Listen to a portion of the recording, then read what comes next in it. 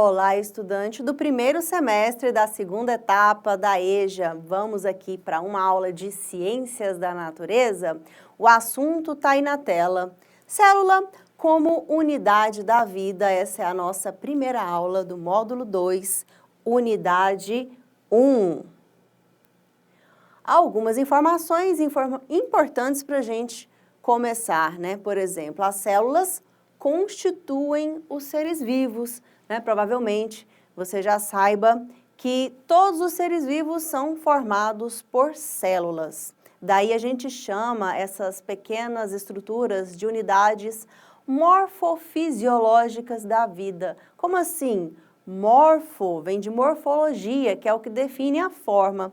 E fisiológica vem de fisiologia, tem relação, né, com a fisiologia, que indica função, tá? Então, são as unidades que compõem a estrutura, o corpo dos seres vivos e vão desempenhar funções, tá? E quanto a isso, a gente precisa saber que existem seres vivos que vão apresentar uma única célula, indicar aqui, e esses podem ser chamados de unicelulares, ou eles têm mais de uma célula, são os pluricelulares. Por exemplo, quais organismos são unicelulares? As bactérias, tá?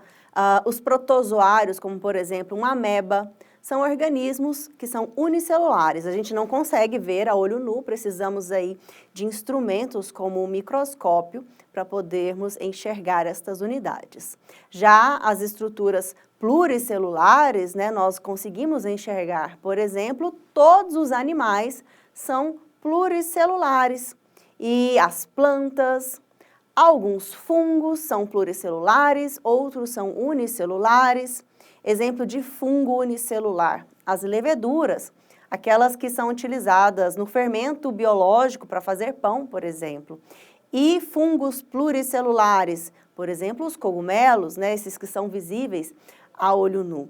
Tá? Então, temos aí dois grupos, né, de seres vivos, aqueles formados por uma única célula, unicelulares, ou os formados por centenas e várias ou mais células, que são os pluricelulares.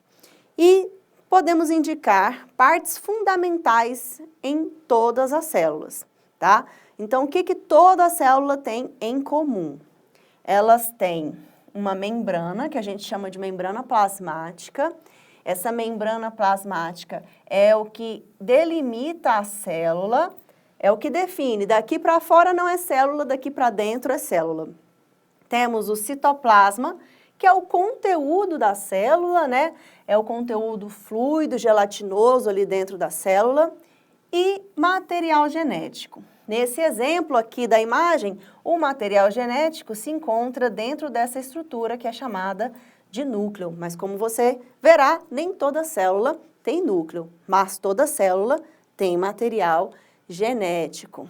No nosso corpo, né, falando aqui agora de ser humano, as células, elas desempenham diferentes funções e elas se organizam em tecidos, porque nós somos organismos pluricelulares, né? Então, durante a nossa formação embrionária, quando a gente ainda está se formando lá dentro do útero das nossas mães, vão acontecendo divisões celulares, formando mais células, e diferenciações celulares. Essas células vão se agrupando, vão se diferenciando para exercer funções diferentes e assim formando primeiramente os tecidos. E esses tecidos posteriormente formam órgãos, órgãos formam sistemas, aumentando aí a complexidade até chegar no indivíduo, tá? Então, nós temos aqui no nosso corpo células que trabalham em uma atividade que é comunitária, tá? Trabalhando de maneira integrada com as demais células do corpo. É como se a gente comparasse, assim, o nosso corpo com uma imensa colônia de células que vão cooperar umas com as outras, dividindo o trabalho, e juntas elas vão garantir a execução de diferentes tarefas, tá? Elas são responsáveis pela manutenção da vida. Por exemplo, aqui neste GIF animado, você está vendo uma simulação do processo de transporte de sangue através de um vaso sanguíneo.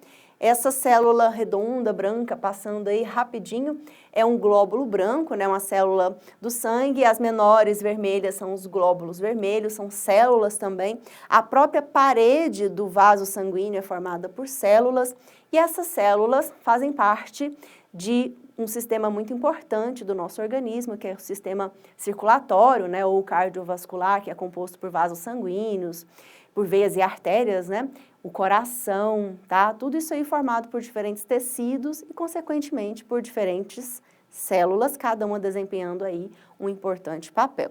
Continuando, né, temos aqui 2 tipos de células para considerar. Quais são esses tipos celulares? O primeiro aqui é a célula eucarionte, ou também chamada de célula eucariótica, e célula procarionte, ou célula procariótica, tá? E aí, qual a diferença? Olhando, né, essa esquematização aí na forma de desenho, você já deve estar percebendo que temos diferença quanto ao tamanho e quanto à complexidade. Obviamente, aqui as células não estão representadas em uma escala real para você comparar, mas a intenção é mostrar que as células procariontes são menores que as células eucariontes e que estas células procariontes têm menos estruturas no seu interior do que tem aqui nas células eucariontes, tá? Então, a gente já começa com essa diferença, tá? As células eucariontes são mais complexas, são maiores. As células procariontes são menos complexas, são menores. Quem é formado por célula procarionte? As bactérias, que são micro-organismos, tá? Então, toda bactéria é procarionte. E quem é formado por célula eucarionte? Outros organismos como protozoários, fungos, plantas e animais, ou seja, a maioria dos seres vivos, tá? Dos outros grupos de seres vivos sem ser as bactérias, são formadas por células eucariontes. E outra diferença decisiva é a presença de núcleo, tá? Então, quando você ouvir esses 2 termos, célula procarionte e eucarionte, é só você lembrar. A eucarionte tem núcleo. O que seria esse núcleo? Seria ali uma estrutura que delimita onde é que vai ficar o material genético. Então, o material genético da célula, que são as moléculas de DNA e algumas moléculas de RNA, vão ficar ali dentro do núcleo. Na célula procarionte, não se tem um núcleo delimitando o material genético, ele fica disperso no citoplasma, em uma região chamada nucleoide, mas sem a carioteca. O que é carioteca? É o envoltório que forma um núcleo, tá? Isso não tem na célula procarionte. Esse pró, esse prefixo, pró, lembra aí, primitiva, é uma célula mais primitiva, uma célula mais básica. Provavelmente o primeiro ser vivo que surgiu e se desenvolveu, se evoluiu aqui na Terra, foi um organismo de célula procarionte, tá? Diferente das células eucariontes, esse prefixo eu significa verdadeiro, tá? Então é aquela célula que tem aí o carionte, né? A carioteca, a membrana que forma o núcleo, verdadeira, formada ali, separando o DNA do citoplasma. Pegou aí a diferença? E quando a gente fala, né, em células eucariontes, que tem núcleo organizado dentro de uma carioteca, é importante a gente ver a diferença entre esses 2 tipos de células aqui.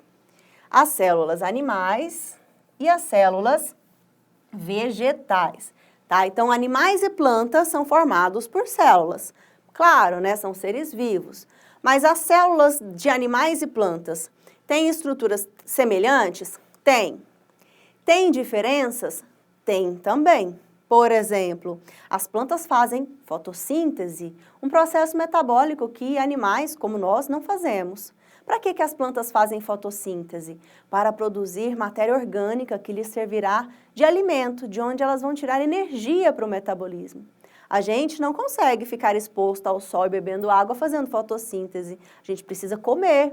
Então, o nosso alimento a gente não produz, a gente obtém pronto de outras fontes fora do nosso corpo. Por isso que a gente se alimenta, tá? Então, esse tipo aí de funções já diferencia o que vai ter dentro das células, tá bom? Então, por exemplo, as células que fazem fotossíntese, as células eucariontes de plantas, têm cloroplasto, tá? Então, cloroplasto é uma estrutura que tem nas células vegetais e não tem nas células animais. Vamos achar aqui na imagem?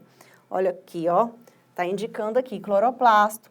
Os cloroplastos são essas organelas verdinhas, porque elas têm clorofila, que é o pigmento verde responsável pela fotossíntese. Perceba que ambas as células têm núcleo organizado aqui, ó, tem a carioteca, tem ali então o núcleo com DNA. Ambas as células têm mitocôndrias, mitocôndrias são responsáveis pela respiração celular, tá? Outra diferença aqui na célula vegetal tem essa estrutura bem grandona, ocupando grande parte do citoplasma, é chamada de vacúolo. Não existe vacúolo na célula animal, tá? Aqui, na célula animal, tem uma estrutura chamada de centríolo. Os centríolos têm relação com processos de divisão celular. A divisão celular acontece na célula vegetal também, mas elas não têm centríolo, tá? Então, é outra característica aí que a gente vai diferenciar a célula animal de célula vegetal. E as células procariontes, como eu já disse, não possuem núcleo delimitado pela carioteca. Então, tá aqui o cromossomo disperso no citoplasma, tá? E ela é bem simples, como eu disse, ela pode ter ali outras estruturas, um DNA extracromossômico, né, que é um DNA por fora desse aqui, que é o plasmídio, tá? E pode ser que a célula apresente estrutura de locomoção, como um flagelo, ou estruturas curtas, semelhantes aí a cílios, chamadas de fímbrias, tá? Isso tem relação aí com a fixação das bactérias no substrato, né, onde elas vivem. Então, vamos comparar lado a lado aqui os três tipos celulares que eu citei na aula de hoje, né? A célula procarionte de bactéria, lembrando que aqui não está em escala, tá? Elas estão do mesmo tamanho, mas lembre-se que as células procariontes, elas são bem menores que as eucariontes. Então, tem célula animal aqui e tem célula vegetal. Como são classificadas essas células? São células eucariontes, tá? São aquelas que têm o núcleo formado pela carioteca, dentro desse núcleo o material genético. E aqui o material genético não fica no núcleo, fica disperso no citoplasma. Para a gente fechar esse assunto, vamos aqui com uma questão fazendo juntos. Um tipo celular possui parede celular e pode conter cloroplastos. Então, está falando aqui um tipo que não citou, provavelmente é para você descobrir aí nas alternativas.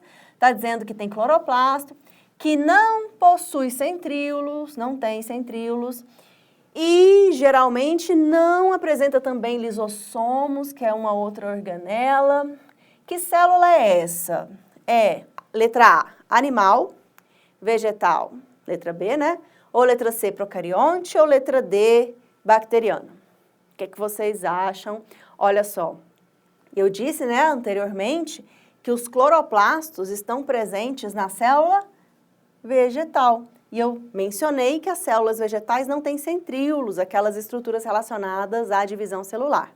Lisossomo é uma organela relacionada à digestão intracelular, né? Então, como as células vegetais não precisam fazer digestão, elas fazem fotossíntese e elas produzem o próprio alimento, né? Então, elas não têm lisossomos. A resposta, acho que você já percebeu, é letra B. Estou falando aqui de célula vegetal. Então, por hoje, né, sobre células, fico por aqui e a gente se vê numa próxima aula com a continuação deste assunto. Até lá, tchau, tchau.